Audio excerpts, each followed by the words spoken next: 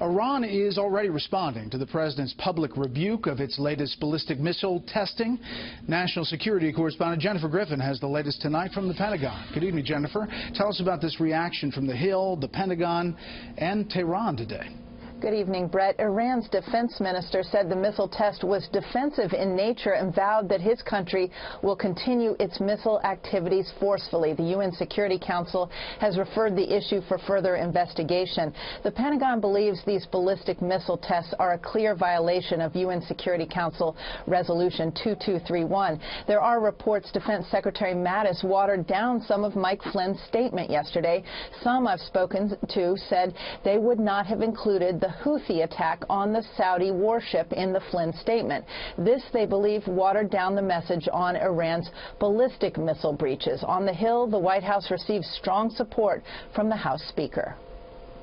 I would be in favor of additional sanctions on Iran. I think I'd like to put as much toothpaste back in the tube as possible. I think the last administration appeased Iran far too much. I think they went too far with Iran, and I think as a result, Iran is far more activist than it otherwise would be. President Trump repeated today in a tweet that Iran is, quote, on notice.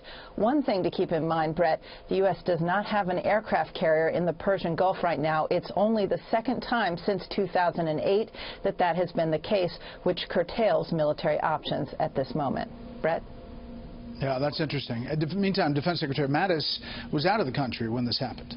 That's right. He's making his first trip overseas to Asia. He arrived in South Korea today and will visit Japan. While all eyes are on Iran and its medium-range ballistic missile test Sunday, the Pentagon is even more concerned about North Korea and the possibility that it is close to achieving an intercontinental ballistic missile. North Korea has been accused of sharing missile technology with Iran in the past.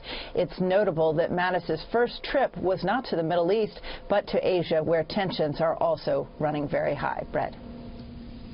Jennifer Griffin live at the Pentagon. Jennifer, thank you.